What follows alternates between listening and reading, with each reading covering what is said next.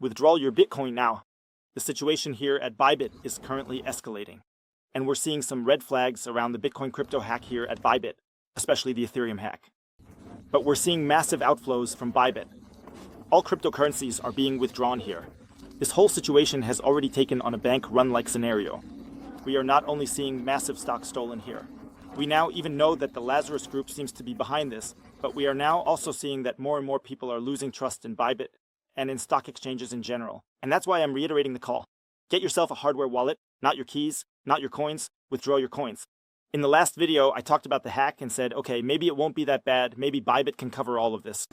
And yes, there are also trends that indicate that it will not be that bad. But there are also some red flags that we need to look at now, news that is happening here.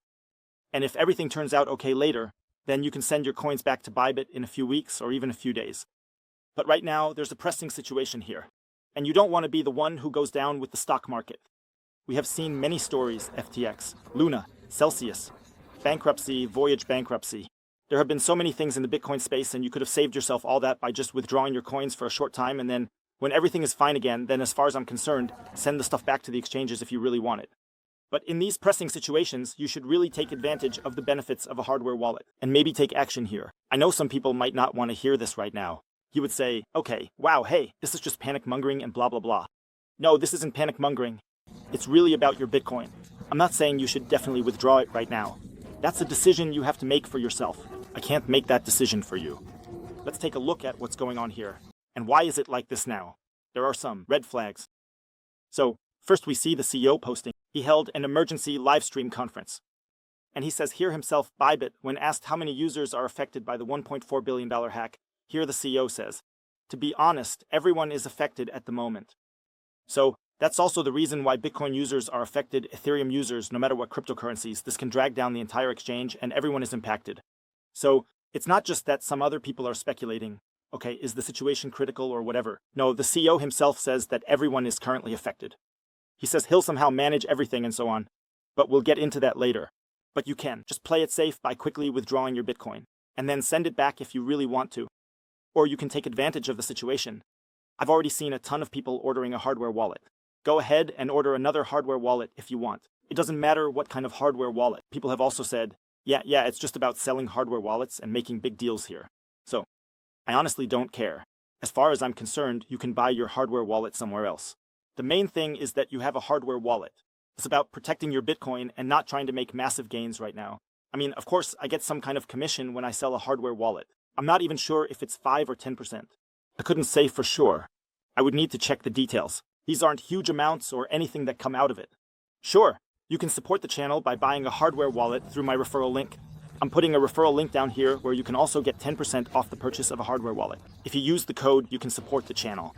That's all cool. I make a little cash from that, but these aren't huge amounts.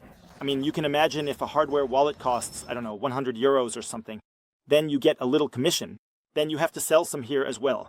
It doesn't make much difference whether you buy the hardware wallet from me or from somewhere else. But the main thing is you buy the hardware wallet. That's the important thing, that you withdraw your Bitcoin here and be self-sovereign. Because otherwise, you run the risk of putting generational wealth on the line. It was also admitted during the live stream that there are currently 4,000 withdrawals pending. He assures that withdrawals will remain possible. So that's the next red flag. We see that withdrawals are possible, but some are also withdrawals pending. Well, of course that always hurts a lot. It creates a loss of trust when people can't withdraw their stuff anymore. And the problem is the payout may still be partially possible. So there have already been some initial withdrawal difficulties. But if trust keeps dropping and more people start pulling their coins out, I don't want to spread panic or anything like that. It's about boosting your security, protecting you from really, really bad things. But if the panic at Bybit increases and even more people want to pull their coins out, and if all of this happens at the same time, it could be that the exchanges get overwhelmed. And secondly, we'll get to a point later that makes the whole situation even more critical. Next, we already have the warning here. Here it says, according to DeFi Llama, that the total outflows from Bybit have exceeded $2.07 billion US dollars. Bybit states that they are taking out loans to cover withdrawals. We're seeing cross credits happening here. We're already seeing that the withdrawals are higher than the actual hack. That means 70% of the Ethereum from Bybit was hacked, and the withdrawals are already higher than the amount that was hacked. Withdrawals are already at 2 billion. And now they're across credits. This means that other exchanges or something like that are being tapped into. Yeah, but she already said that NANS will help make this happen. Other exchanges are being tapped into. They're now taking out loans at Bybit to ensure that the payouts go smoothly. But here are the big red flags if this is really covered. And you would think, hey, no problem. There's enough coverage, enough background. We have enough stuff in the background to cover all the payouts. We're not going bankrupt here. Or something like that. It was said right at the beginning after the hack, if they're really that solvent and everything, why do they need to do this now? Why do they need to tap into other exchanges now? Why do they need to take out loans from other exchanges now? I mean, I can understand it to a certain extent. Maybe the cold wallet has been deposited so securely that you simply can't access it at all.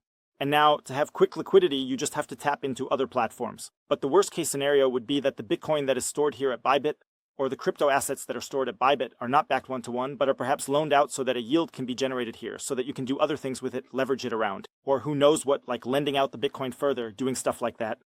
That would of course be really dramatic if people here wanted to get their hands on their Bitcoin and the Bitcoin then didn't even exist. I mean, with FTX, it was like this. People wanted to access their Bitcoin, and there were no Bitcoin backing it. I mean, it shouldn't be as bad at Bybit as it was with FTX. And everything here still looks relatively stable for something like a bank run. So, like I said, this is a bad scenario here, bad hack, but it all looks fairly stable. Bybit also said straight away, hey, we will cover the funds and so on, but there is a 10 to 20% chance that this thing will explode afterwards. I'm not saying the chance is over 50%, but maybe there's a 10 to 20% chance that this thing could blow up. Things might still change as we go along until the video is online. It could also be that in the meantime, things are escalating and the situation is getting even more pressing. Then you should really think about withdrawing your coins. And like I said, even if some people are going to write, what's this about, saying to withdraw your coins and all that? No, I'm not saying to withdraw your coins, but just consider withdrawing your coins. You can save your ass. And when everything is sorted out again, when the air is clean again, then you can go ahead and do it as far as I'm concerned. Even send the coins back. Then the major alarm might be taken care of for now. What's also interesting is that it's now confirmed that the North Korean group Lazarus seems to have carried out the hack. At least that's what ZekXBT, the CEO of Bybit, is saying.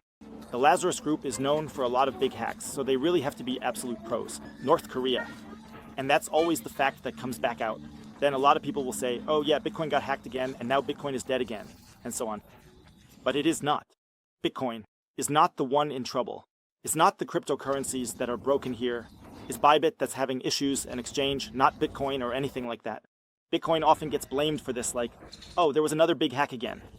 And a lot of people don't differentiate between Bitcoin, crypto, and exchanges versus self-custody. A lot of people just don't do that. And then it's just said, yeah, okay, now Lazarus or someone has hacked some Bitcoin. But no, of course they didn't hack Bitcoin. Of course, they didn't hack the cryptocurrency itself. Not Ethereum, but an exchange. It's about to get even tougher. It might have really been human error.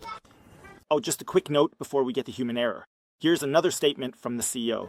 They have already covered 80% of the losses through bridge loans from partners. A bank run is not an issue, says the CEO. So, that's what I find questionable here.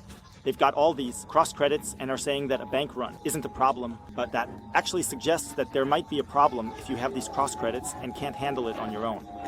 As I mentioned before, I kind of get it because it's a tense situation, but we're already seeing scenes that look like a bank run. That's always the question. When does a bank run actually start? How do you define that? I mean, if the withdrawals are higher, like with this hack, so the hack has now resulted in a smaller amount than the withdrawals, then I'd say that's almost like bank run-like situations that are happening here. And now there was a very, very exciting tweet from Party, and he critically analyzed the whole situation, so let's take a look at what he's saying because he actually claims that it might not have been a hack at all, but just a misuse of the Bybit site. He said just now in his live report that he was the last of the 3 to sign off, and said, the transaction was over 30,000 Ethereum in the safe order, so safe is the provider that here the castle and the security is doing. But the hacker had access to the secure PDF and changed the number of Ethereum after it was signed by Bybit before the transaction was processed. Note, I have not classified this as a hack yet. That's just Party saying that. I'll only classify it as a hack when I'm personally convinced that it is one. It seems that Bybit is blaming Safe.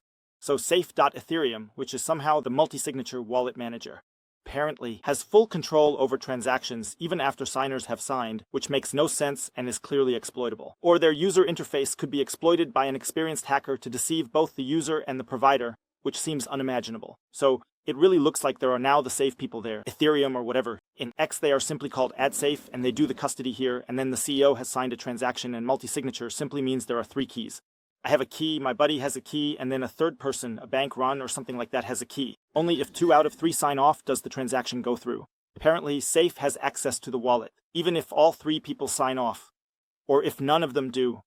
And that just wouldn't make any sense. I can't verify it right now. These are just things that are being spread on the internet where people are watching. But if that were actually the case, then they would actually have a security problem here that they simply created through negligent use or negligent security management. So they actually used a very, very poor security option. And then it's a whole different story because, yeah, there could still be a hack since maybe Lazarus or something like that was still involved. But then they really made it so easy for the hacker that you could almost call it negligence. But like I said, I don't want to go that far just yet. These are just some ideas that are currently being tossed around. There are a lot of people here just speculating. Okay, how is it getting hacked? When is it getting hacked? How exactly did it happen? Is it human error? Are they professional hackers? Was it just a super good hacker or something? But often, when we see something getting hacked, there are usually vulnerabilities. That means oftentimes hackers look at, okay, where are the low-hanging fruits? Where can we easily latch on? And if we see that there are weaknesses in security management somewhere, then we can simply dock there, use them, and make very, very easy prey. And maybe it wasn't that difficult to hack this whole thing. So to summarize again, just consider withdrawing your coins. That doesn't mean you have to do it, though. Never make any requests here. I never say buy Bitcoin. I never say somehow do this or that or the other. You always have to decide for yourself. I am giving you the information here and you have to decide for yourself. It is also not the case that I would say now, okay, this thing is 100% going to collapse. There is a good chance that everything will go smoothly here, but you just want to be prepared for the 10, 20, or maybe even 30% chance. And if there's only a 1% chance that this thing could blow up, then you want to be protected. You want to have your coins on a hardware wallet, like in a safe. I'll drop a link down below, like I said. You definitely want to have a hardware wallet for that. And don't be the one who goes down with the Titanic, because if you can already make the leap from the fiat system here in cryptocurrencies, or for that matter, here in Bitcoin. Bitcoin is always preferable to other cryptocurrencies, at least in my opinion. If I can already make the leap, and then go down with some exchange, it's even worse. And that's even more frustrating. You can easily prevent that because the most important thing here is not your keys, not your coins. And if you want to buy your Bitcoin, make sure it's secure. And without anything getting hacked or anything like that, I always recommend this. With 21 Bitcoin, you can avoid exactly this problem, because that is also the important thing that I do cooperations. With exchanges, with partners, with hardware wallets that are either open source, where you can check the code yourself, or with exchanges like 21 Bitcoin, where you can directly make an auto wallet transfer. That means you don't have to trust the exchange. You can pull your Bitcoin directly from the exchange, automatically transferred to your hardware wallet. You can set that up at 21 Bitcoin. And that way, you're not dependent on the exchanges. So, just to reiterate, I highly recommend using TREZOR and 21 Bitcoin together. You can get a discount with the code BitcoinHotel. And folks, let me know what you think about that. Until next time, peace out.